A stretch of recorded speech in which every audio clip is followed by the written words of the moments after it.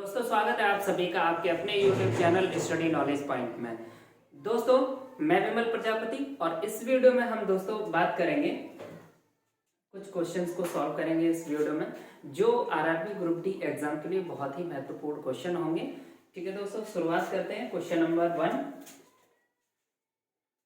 ये आपका नंबर दे रखा है, इसमें 7 के अंकित मान और स्थानीय मान के योग की गणना कीजिए। तो इसमें कौन सा ऑप्शन सही है?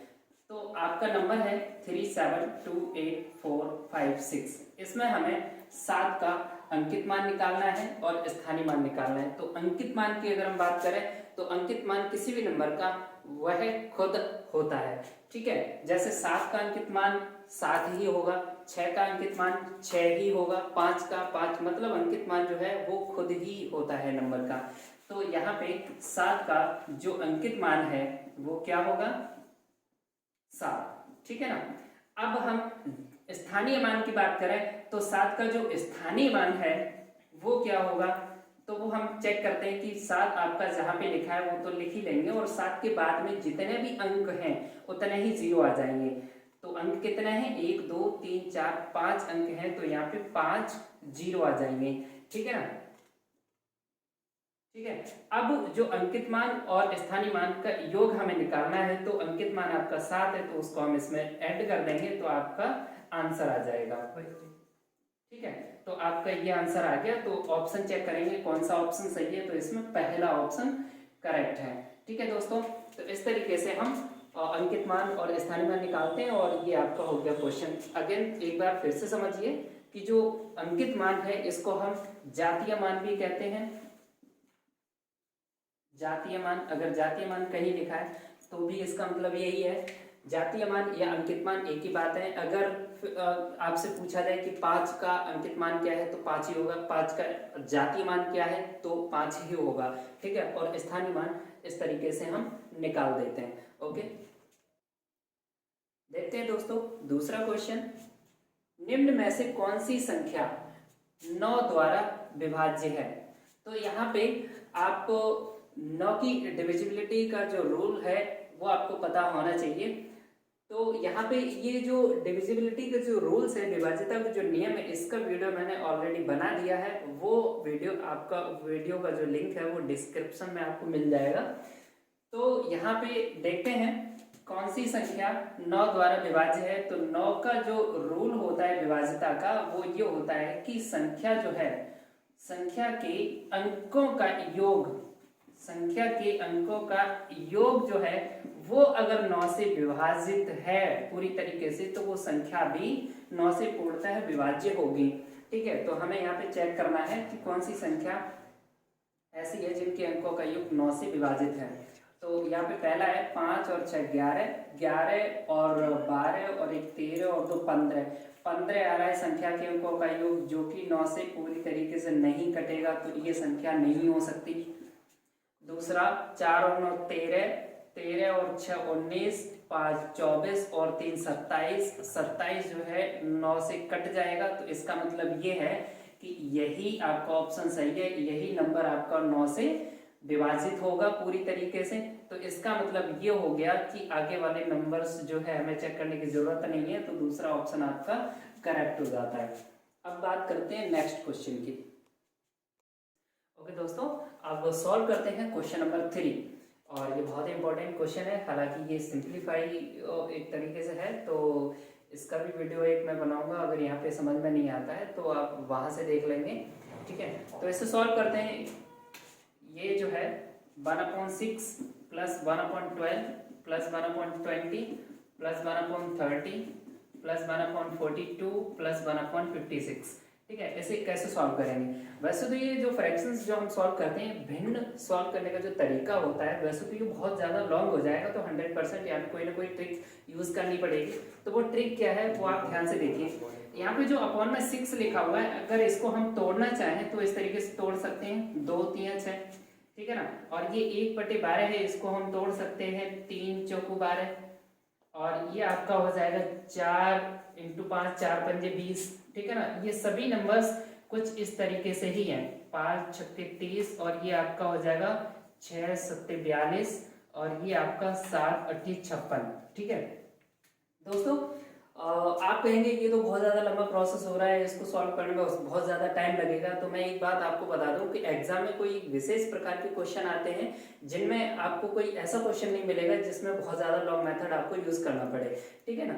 तो इस तरीके से कोई ना कोई एक पैटर्न टाइप होगा उसमें, बहुत अच्छे से जो आप उसको जो है किसी न किसी एक नए पैटर्न में उसको तोड़ सकते हैं, ठीक है। तो इस तरीके से मैंने इसको जो है तोड़ लिया। आप यहाँ पे ध्यान से देखिए कि 1/2 × 3 आपका जो है, इसको हम अगर लिखना चाहें तो ऐसे भी लिख सकते हैं 1/2 माइनस 1/3, ठीक है ना। अब ध्यान से देख लीजिए, अगर हम इसे सॉल्व करें तो क्या आ जाएगा। फ्रैक्शन जो सॉल्व करने का मेथड होता है वो क्या है, 3 का इधर मल्टीप्लाई करेंगे, इधर इसमें या तो एलसीएम मेथड होता है, क्रॉस मल्टीप्लिकेशन मेथड होता है, तो वो हम यहाँ पे यूज कर रहे हैं। 3 का इधर 1 में गुणा करेंगे तो 3 एकम 3, और 2 का इधर करेंगे 2 एकम 2, और नीचे का नीचे करेंगे 2 3 6। तो आप इसे सॉल्व करेंगे, 3 में से 2 जाएगा 1 और बटे में 6, तो आप देख रहे हैं कि 1/6 आ गया इसे सॉल्व करने पे। तो आप समझ सकते हैं कि जब इसका जो सॉल्यूशन है वो 1/6 आ गया तो हम इसको ऐसे भी लिख सकते हैं, ठीक है ना। तो इस तरीके से मैंने इसको तोड़ लिया और ये सभी इस फॉर्म में आ जाएंगे। तो अब हम यहाँ पे देखते हैं कि अब नेक्स्ट जो आपका नंबर है उसका क्या होगा, प्लस ये हो जाएगा 1/3 माइनस 1/4, इसका हो जाएगा 1/4 माइनस 1/5, इसका हो जाएगा 1/5 माइनस 1/6, और ये आपका हो जाएगा 1/6 माइनस 1/7, और ये आपका बन जाएगा 1/7 माइनस 1/8, ठीक है ना। अब इसको ध्यान से देखिए कि अब ये जो आपका एक नया पैटर्न बना हुआ है, इसको थोड़ा देखिए ध्यान से कि माइनस का 1/3 और ये प्लस का 1/3, ये आपका कट हो जाएगा क्योंकि इसमें से इसको माइनस करेंगे तो 0 आ जाएगा। सिमिलरली आगे भी इसी तरीके से ये भी कट जाएंगे और 1/5 कैंसिल होगा, 1/6 कैंसिल होगा, 1/7 भी कैंसिल हो जाएगा, प्लस का 1 माइनस का घटाने पे 0 होगा। इसी तरीके से बीच वाले तो सभी नंबर्स 0 हो गए। अब आपका शुरुआत में बचा 1/2 और लास्ट में बचा 1/8, ठीक है ना। तो अब आप इनको सॉल्व कर लेंगे। तो सॉल्व करने का मेथड मैंने आपसे कहा एलसीएम मेथड भी होता है और क्रॉस मल्टीप्लिकेशन मेथड भी होता है। तो आप क्रॉस मल्टीप्लिकेशन मेथड से भी इसको अगर कर दो कोई दिक्कत नहीं है। 8 का इधर गुणा करेंगे तो 8 हो जाएगा, और 2 का इधर करेंगे तो 2 आ जाएगा, बटे 2 का 8 में मल्टीप्लाई करेंगे तो ये 16 हो जाएगा, ठीक है ना। और जब हम आपका फ्रैक्शन का भिन्न का वीडियो बनाएंगे तो वहां बहुत अच्छे से क्लियर करा देंगे कि फ्रैक्शंस को कैसे सॉल्व करते हैं, ठीक है। तो 8 में से 2 गया, 6 बचा, और नीचे आपका 16, और इसको हम सिंप्लीफाई कर देंगे, 2 से कट कर देंगे, 2 3 6, 2 8 16, तो ये आपका 3/8 आ गया। तो आप चेक करेंगे कौन सा ऑप्शन सही है, तो आपका ये वाला थर्ड वाला ऑप्शन सही हो जाएगा, ठीक है ना। तो देखते हैं दोस्तों दूसरा क्वेश्चन। ओके दोस्तों, देखते हैं अगला क्वेश्चन। 33 से पूरी तरह से विभाजित करने के लिए 1051 में जोड़े जाने वाली सबसे छोटी संख्या है। मतलब इस संख्या में हम सबसे छोटी से छोटी संख्या क्या जोड़ें कि जो एक नया नंबर जो आपको मिलेगा वो 33 से पूरी तरीके से कट जाना चाहिए, 33 से पूरी तरीके से वो नंबर विभाजित होना चाहिए, ठीक है। नंबर क्या है, 1051, ठीक है, ये नंबर है। तो यहाँ पे विभाज्यता किसकी चेक करनी है, 33 की, ठीक है। हमें चेक करना है 33 से पूरी तरीके से ये नंबर कट जाना चाहिए। तो अब यहाँ पे समझिए कि मैंने जो विभाज्यता के नियम बताए हैं, जो वीडियो मैंने विभाज्यता का बनाया है तो आप उसको एक बार देख लीजिएगा, जिसमें डिविजिबिलिटी के रूल्स मैंने बताए हुए हैं। तो यहाँ पे नंबर है 33, तो इसको हम तोड़ेंगे 3 × 11, ठीक है। तो 33 से डिविजिबिलिटी के लिए भाई साहब आपको सबसे पहले 3 की विभाज्यता की जो रूल्स है वो आपको देखने पड़ेगी, उसके बाद में 11 की, ठीक है ना। ऐसा नंबर जो 3 से भी कट जाए और 11 से भी कट जाए तो सीधी सी बात है कि वो 33 से भी कटेगा, ठीक है। तो हमें यहाँ पे दोनों की डिविजिबिलिटी चेक करनी पड़ेगी। तो 3 का रूल क्या कहता है, 3 का रूल कहता है कि संख्या के अंकों का योग अगर 3 से कट जाए तो वो संख्या भी 3 से कट जाएगी। तो अब हम यहाँ पे चेक करेंगे कि ये वाला जो नंबर है अभी 3 से विभाजित हो रहा है या नहीं। तो 5 और 1 6 और 1 7, अंकों का योग 7 हो रहा है, 7 तो 3 से नहीं कटेगा। तो मतलब यहाँ पे हमें कुछ ना कुछ जोड़ना पड़ेगा। तो अब 3 से कटने के लिए, अब जब यहाँ पे संख्या के अंकों का जो योग है वो 7 आ रहा है, और 7 में अगर हम 2 जोड़ दें तो 9 हो जाएगा, और 9 जैसे ही हुआ तो संख्या मतलब 3 से कट जाएगी, ठीक है ना। अब प्रॉब्लम ये है कि मुझे 11 से भी हमें चेक करनी पड़ेगी जो डिविजिबिलिटी। तो 11 का रूल क्या कहता है? 11 का रूल कहता है कि मान के चलिए अगर हम इसमें 2 जोड़ दें तो ये आपका हो जाएगा 1053, ठीक है ना। इसमें अगर हम 2 जोड़ दें तो 1053 हो जाएगा। तो अब 1053 को अब हम चेक करेंगे 11 से कटेगा या नहीं कटेगा।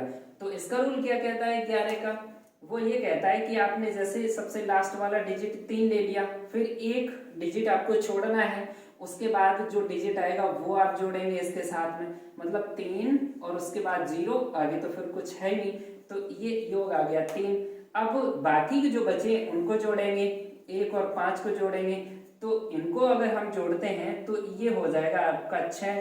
तो 6 में से 3 को घटाएंगे, फिर हम उनका अंतर करते हैं, जो हमने योग निकाले इनका अंतर करते हैं, वो आ जाएगा अंतर 3, और 3 जो है 11 से कटेगा नहीं। तो इसका मतलब ये हो गया कि जब ये अंतर 3 से 11 से नहीं कटा, तो इसका मतलब कि जो नंबर बना है वो 11 से नहीं कटेगा। हालांकि ये 3 से कट जाएगा, बट अब 3 और 11 दोनों से कटना चाहिए, तब हम कह सकते हैं कि नंबर 33 से कट जाएगा, ठीक है ना। तो इसका मतलब ये हो गया कि हम 2 जोड़ें तो हमें एग्जैक्ट नंबर जो चाहिए वो नहीं मिलेगा, ठीक है ना। 2 जोड़ने पे जो नंबर आएगा वो 3 से कट जाएगा, 11 से नहीं कटेगा, तो इसका मतलब है कि वो 33 से भी नहीं कटेगा। तो अब हम क्या करेंगे, आपने क्या देखा था, अभी हमने 2 जोड़ा था, इनका योग जो है, अंकों का योग 7 आ रहा है। 7 में 2 जोड़ने पे हमारा जो है पूरा जो मुझे चाहिए था नंबर वो अप्लाई नहीं हुआ, 33 से नहीं कट रहा था। तो अब हम 2 की बात नहीं करेंगे, कोई अब बड़ा सा नंबर और उससे बड़ा जोड़ेंगे। तो अब यहाँ पे देखिए 7 में क्या जोड़ें कि वो 3 से भी कटना चाहिए, 7 में क्या जोड़ दें कि जो नंबर है वो 3 से कट जाए। तो 7 में 2 जोड़ दिया तो वो नहीं बना था, तो अगला नंबर 3 चौकू 12, 9 था, 3 दिया 9, उसके बाद में 12 आता है, तो 7 में 5 जोड़ने से ये 12 हो जाएगा, ठीक है ना। और 12 3 से पूरी तरीके से विभाजित है, इसका मतलब है कि अगर 5 इसमें जोड़ दिया जाए तो ये हो जाएगा 1056, तो ये 3 से पूरी तरीके से विभाजित है। अब हमारा रूल क्या कहता है 33 के लिए कि फिर वो नंबर 11 से भी कटना चाहिए, तो अब यहाँ 11 का भी हम चेक कर लेते हैं। तो 11 का रूल क्या कहता है कि आपका एक लास्ट वाला डिजिट लिया तो एक अंक छोड़ने के बाद डिजिट आप लेंगे, उनको जोड़ेंगे, तो ये हो गया 6। इसके बाद में जो डिजिट छोड़े हैं उनको जोड़ लेंगे, उनका योग हो गया 6, इनका अंतर जो है 0 आ गया, जो कि 11 से पूरी तरीके से कट रहा है। इसका मतलब है कि यहाँ पे 11 की भी डिविजिबिलिटी चेक हो गई और 3 की भी हो गई। जब 3 और 11 दोनों से नंबर जब ये कट रहा है तो इसका मतलब है ये नंबर 33 से भी कट जाएगा। तो हमारा आंसर क्या आया, क्या जोड़ने पे ये हमें नंबर मिला 5, तो हमारा आंसर क्या होना चाहिए 5। तो आपका ऑप्शन नंबर 3 जो है वो हो जाएगा, ठीक, समझ गए। तो अब बात करते हैं स्टूडेंट्स अगले क्वेश्चन की। दोस्तों देखते हैं अगले क्वेश्चन को। यदि संख्या, ये संख्या है जिसमें यहाँ पे जो अंक है वो नहीं है, उसकी जगह पे x लिखा हुआ है, 11 से विभाज्य है, तो x की वैल्यू क्या होगी, तो x का जो मान है वो क्या होगा, ठीक है ना। तो यहाँ पे संख्या को लिख लेते हैं और हमें क्या चेक करना है, 11 से डिविजिबिलिटी इसकी चेक करनी है कि ये नंबर 11 से विभाजित होने के लिए x की जगह पे क्या नंबर आना चाहिए, ठीक है। तो 11 की जो डिविजिबिलिटी है उसका रूल क्या कहता है कि आपने जैसे लास्ट में एक डिजिट लिया, ठीक है, तो फिर एक छोड़ के एक डिजिट लेंगे, फिर एक डिजिट छोड़ के अगला डिजिट लेंगे, इनको जो है हम जोड़ लेते हैं, ठीक है। तो इनको जोड़ेंगे, इसके बाद में जो अंक छोटे हुए हैं उनको लेंगे 4 और 6, तो इनको जोड़ने पे आपका जो है आ गया 10, ठीक है ना। और इनको जोड़ते हैं तो x तो कोई नंबर है नहीं, तो इसको x बना रहने दो, 4 और 1 5, ठीक है। ये आपका यहाँ पे आया x + 5 और यहाँ पे आ गया 10। तो अब इनका जो अंतर है वो 11 से पूरी तरीके से विभाजित होना चाहिए। और 11 से पूरी तरीके से विभाजित होने के लिए नंबर क्या क्या हो सकते हैं, या तो 0 आ जाए, 11 आ जाए, या 22 या 33 समथिंग इस तरीके से नंबर अगर आते हैं तो वो 11 से विभाजित होने वाले नंबर है। और रूल कहता है कि जो आपने अंकों का योग जो किया है उनका जो अंतर है वो 11 से विभाजित होना चाहिए। तो यहाँ पे क्या है कि या तो 0 आ जाए या 11 आ जाए, इस तरीके से नंबर आने चाहिए। तो ये आपका 10 है और यहाँ पे भी आपका 10 बन सकता है। अगर यहाँ पे भी 10 आ जाए तो 10 में से 10 को घटाएंगे तो 0 आ जाएगा। इसका मतलब है कि फिर वो नंबर है 11 से कट जाएगा। तो x की जगह पे क्या होना चाहिए, 5। अगर x की जगह पे 5 रखते हैं तो 5 और 5 10 हो जाएगा। ठीक है, 10 में से 10 को घटाएंगे 0, 0 11 से पूरी तरीके से विभाजित हो जाएगा। ठीक है ना। तो इसका मतलब है कि x की जगह पे अगर 5 हो जाए तो हमारी जो संख्या बनेगी वो पूरी 11 से विभाज्य हो जाएगी। तो x की वैल्यू हमारी क्या होगी, 5। ठीक है, तो ऑप्शन आपका कौन सा सही जाएगा, 4th वाला सही जाएगा। ठीक है दोस्तों, अब बात करते हैं अगले क्वेश्चन की। दोस्तों सॉल्व करते हैं अगले क्वेश्चन को। क्वेश्चन ये है कि यदि 17 इंटू 29 इज इक्वल 493, अगर इन दोनों संख्याओं का जो गुणनफल है इतना है तो इनका जो गुणनफल आएगा वो क्या होगा। ठीक है ना दोस्तों, यहाँ पे बस क्या है कि क्वेश्चन वही है, थोड़ा सा घुमा फिरा के दे दिया, पॉइंट यहाँ पे आ गया। तो बस ये है, तो हम अभी पॉइंट्स के बारे में एक बार एग्जांपल के माध्यम से पॉइंट्स के वाले जो नंबर है उनका मल्टीप्लाई समझ लेते हैं। जैसे सपोज दैट हमने कोई नंबर ले लिया 21 इंटू 21, इनमें पॉइंट यूज कर लेते हैं जैसे। ठीक है ना, हमें पता है 21 और 21 का जो वो गुणा होता है, गुणनफल होता है वो 441 होता है। ठीक है ना। तो अब यहाँ पे आप ध्यान से देखिए, पॉइंट के बाद में जितने भी डिजिट होते हैं हम उतने डिजिट काउंट कर लेते हैं। ठीक है ना। तो पॉइंट के बाद में यहाँ भी एक ही डिजिट है और यहाँ भी एक डिजिट है, तो आपके पॉइंट के बाद में 2 डिजिट हो गए। तो अब हम क्या करेंगे, इकाई की तरफ से हम 2 डिजिट काउंट करके और पॉइंट को लगा देते, तो पॉइंट यहाँ पे आ जाएगा। ठीक है ना। मान के चलिए अगर यही नंबर आपका इस तरीके से होता 0.21 इंटू 2.1 जैसे ये है। अब इनका अगर हम प्रोडक्ट करें, इनका अगर हम गुणनफल निकालें तो नंबर तो वही होगा। ठीक है, अब हमें केवल पॉइंट पे ध्यान देना है क्योंकि ये भी आपका वही नंबर है सेम, केवल पॉइंट को जो है आगे पीछे शिफ्ट कर दिया गया है। इनका गुणनफल जो होगा उसमें पॉइंट कहाँ आएगा वो अब हमें चेक करना है। तो मैंने क्या बताया, पॉइंट के बाद में जो डिजिट है उनको काउंट कर लेते हैं। पॉइंट के बाद में यहाँ कितने डिजिट है, 2, और यहाँ कितने डिजिट है, एक ही डिजिट है। तो टोटल डिजिट कितने हो गए, 3। तो यहाँ पे इकाई की तरफ से ही हम डिजिट को काउंट करते हैं, 1 2 3, तो आपका पॉइंट यहाँ आ जाएगा। ठीक है ना, तो पॉइंट यहाँ लग जाएगा। इसी तरीके से मान के चलिए अगर आपका ये है प्रोडक्ट, अब इसका आंसर क्या होगा, तो आंसर तो आप यही लिख लीजिए। ठीक है, नंबर तो वही है, केवल पॉइंट को इधर उधर शिफ्ट किया गया है। तो अब यहाँ पॉइंट के बाद में डिजिट आपको केवल इसी नंबर में मिल रहे हैं, इसमें तो है नहीं। तो पॉइंट के बाद में यहाँ पे केवल कितने डिजिट है, 2 डिजिट आ रहे हैं, तो हम यहाँ से 2 डिजिट काउंट करके यहाँ पे पॉइंट को शिफ्ट कर देंगे। तो ये आपका क्वेश्चन हो गया।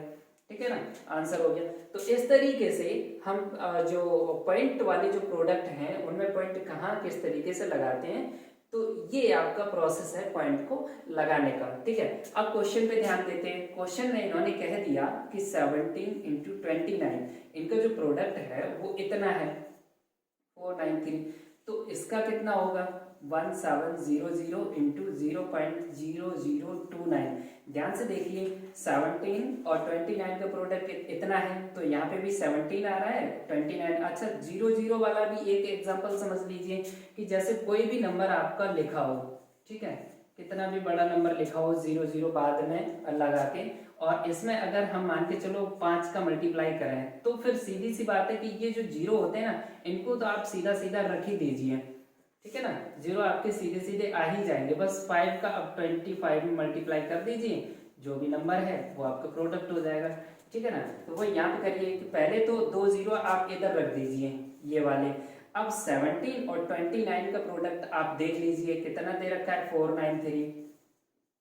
अब यहाँ पॉइंट जो है वो काउंट कर लीजिए कि पॉइंट के बाद में कितने डिजिट हैं। पॉइंट के बाद में यहाँ पे 1 2 3 4 डिजिट हैं, तो इधर से आप 4 डिजिट इकाई की तरफ से 4 डिजिट गिन लीजिए, 1 2 3 4, तो पॉइंट यहाँ पे आ जाएगा। तो ये आपका 4.93 और 00 भी बाद में आ गए। तो आप जब ऑप्शन को चेक करेंगे तो ऑप्शन में यहाँ पे कोई भी जो इस टाइप का नंबर नहीं मिल रहा है, मतलब पॉइंट के बाद में 93 तो है, बाद में 00 नहीं है। तो मैं आपको बता दूं कि पॉइंट के बाद में आप 93 जैसे ये डिजिट लिखने के बाद में 00 जो होता है वो आप लिखना चाहे लिख सकते हैं और ना लिखना चाहे तो उनका कोई मीन्स नहीं होता।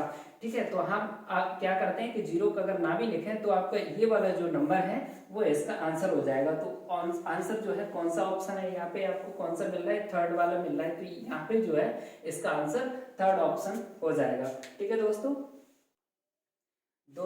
देखते हैं अगले क्वेश्चन को। क्वेश्चन ये है 5 6 7 8 इंटू यहाँ पे जो है 9 4 टाइम्स लिखा हुआ है, इसका प्रोडक्ट हमें करना है। तो दोस्तों अगर इसको जो है जिस तरीके से हम गुणा को सॉल्व करते हैं, अगर वैसे करें तो बहुत ज़्यादा टाइम लग जाएगा। ठीक है, तो इसको करते हैं ट्रिक के माध्यम से। तो ट्रिक इसका बहुत इजी है, ज़्यादा कठिन नहीं है इसका। कि आपको जो क्वेश्चन है इसमें आपको सिर्फ ये देखना होता है, अच्छा ये एक स्पेशल टाइप का क्वेश्चन है, ये ट्रिक केवल ऐसे ही क्वेश्चंस में अप्लाई होगी जिसमें आपका जो 9999 समथिंग, चाहे वो 2 बार हो, चाहे वो 3 बार 9 लिखा हो, चाहे वो 4 बार 9 लिखा हो, चाहे और भी मतलब 5-6 बार भी लिखा हो, कोई दिक्कत नहीं है, वो उसके लिए ये वाली ट्रिक काम करेगी। ठीक है ना। कैसे सॉल्व करते हैं कि आपको कुछ नहीं करना है कि आपको ये वाला जो नंबर है वो लिखना है।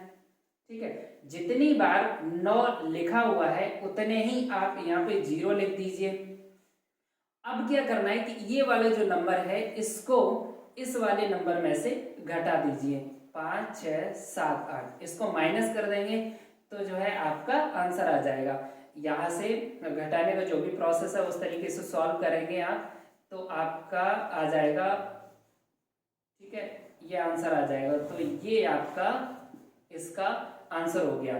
ठीक है, बहुत ही सरल ट्रिक है। समझते एक और एग्जांपल से। मान के चलिए कि मैंने एक बड़ा सा नंबर ले लिया जिसमें हमने 9 को 5 बार रखा। ठीक है, इसे सॉल्व करेंगे। 7 8 9 3, यहाँ पे 5 बार 9 बना हुआ है तो 5 0 आप रख लीजिए और ये जो नया नंबर बन गया इसमें ये वाला नंबर माइनस कर दीजिए, 7 8 9 3। ठीक है, तो ये आपका जो भी आएगा वो इसका प्रोडक्ट होगा। घटाइए, 10 में से 3 गया 7 बचा, ये रह गया 9 में से 9 गया 0 और ये 1, ये 2 9 2 9 8 7। ठीक है ना। ये मैंने आपको समझाने के लिए इतना बड़ा किया है, आप डायरेक्टली भी इसको बहुत जल्दी आसानी से सॉल्व कर सकते हैं। इस टाइप के कितने भी क्वेश्चन आ जाए तो उम्मीद है कि आप इनको बहुत जल्दी से आप सॉल्व कर पाएंगे। देखते हैं अगला क्वेश्चन। क्वेश्चन है सह अभाज्य संख्याओं का सही युग्म है। सह अभाज्य संख्याएं कौन सी होती हैं? सह अभाज्य संख्याएं वो होती हैं जिनका कॉमन फैक्टर, कह सकते हो कि HCF मतलब मासा, महत्तम समापवर्तक या फिर HCF या फिर कॉमन फैक्टर जो है वो क्या होना चाहिए? 1 होना चाहिए। कहने का मतलब है 1 के अलावा जो दोनों संख्याएं वो किसी और दूसरी संख्या से नहीं कटनी चाहिए। जैसे पहला ऑप्शन है आपका 36 और 39, ये वाली संख्या 3 से कट जाएगी। ठीक है, 39 से ये भी 3 से कट जाएगा। ठीक है, तो ये जो युग्म है ये सह अभाज्य संख्याओं का युग्म नहीं है, ये नहीं हो सकता। ठीक है, यहाँ पे देखिए ध्यान से, ये संख्या 7 से कट जाएगी और ये भी 7 से कट जाएगी, तो ये भी नहीं हो सकता। ये वाली जो ये वाला जो पेयर है, यहाँ पे ध्यान से देखिए, ये जैसे 16 है, 16 2 से कटेगा लेकिन 25 2 से नहीं कटेगा। 16 4 से कट जाएगा, 4 से 25 नहीं कटेगा। तो यहाँ देख सकते हैं आप कि ये दोनों नंबर ऐसे हैं जो 1 के अलावा किसी और दूसरे नंबर से नहीं कटेंगे, इनमें कोई कॉमन फैक्टर नहीं है या फिर HCF 1 ही आएगा इनका। तो यही वाला ऑप्शन आपका सही हो जाएगा। अच्छा, फोर्थ वाले को भी चेक कर लेते हैं। फोर्थ वाले में ये बिल्कुल नहीं हो सकता क्योंकि ये 12 से भी कट जाएगा, 12 और ये 24 है, ये भी 12 से कट जाएगा, तो इनका कॉमन फैक्टर 12 आ रहा है। ठीक है ना, तो आपका थर्ड ऑप्शन सही हो जाएगा। दोस्तों देखते हैं अगले क्वेश्चन को। यहाँ पे लिखा हुआ है सबसे छोटी अभाज्य प्राकृतिक संख्या है। तो सबसे छोटी अभाज्य प्राकृतिक संख्या कौन सी है? तो मैंने संख्याओं का एक वीडियो बनाया है जिसका डिस्क्रिप्शन में आपको लिंक मिल जाएगा, तो वहां से आप देख पाएंगे। तो प्राकृतिक संख्याएं जो होती हैं वो कौन सी होती हैं? वो संख्याएं जो एक से स्टार्ट होती हैं और कंटिन्यू जाती हैं, इनका कोई अंत नहीं है, तो वो आपकी संख्याएं जो हैं प्राकृतिक संख्याएं होती हैं। लेकिन अब क्वेश्चन है कि सबसे छोटी अभाज्य प्राकृतिक संख्या यहाँ पे आपको बतानी है। तो अभाज्य संख्याएं वो होती हैं जो खुद से घटे और एक से घटे, वो संख्या जो है अभाज्य संख्याएं होती हैं। तो यहाँ पे आपको मिलेगा सबसे छोटी अभाज्य प्राकृतिक संख्या क्या मिलेगा? आंसर 2, ठीक है ना। एक जो है, एक ध्यान दीजिए, ये बहुत इंपॉर्टेंट बात है कि जो एक है ना तो वो अभाज्य संख्या है और ना ही भाज्य संख्या है, वो एक यूनिक नंबर है जो हर किसी के फैक्टर करने पे आपको मिल जाता है। एक सभी का फैक्टर है, इसको जो है ना तो हम अभाज्य कह सकते हैं और ना ही भाज्य कह सकते हैं, ठीक है ना।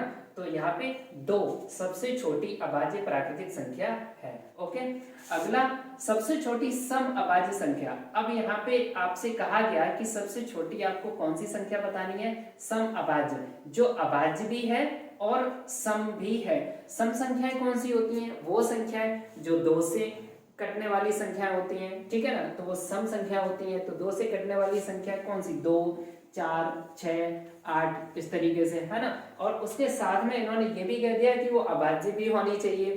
तो अभाज्य संख्या हमारी सबसे छोटी 2 है, तो ये सम भी है और अभाज्य भी है, तो इसका भी हमारा आंसर क्या हो जाएगा?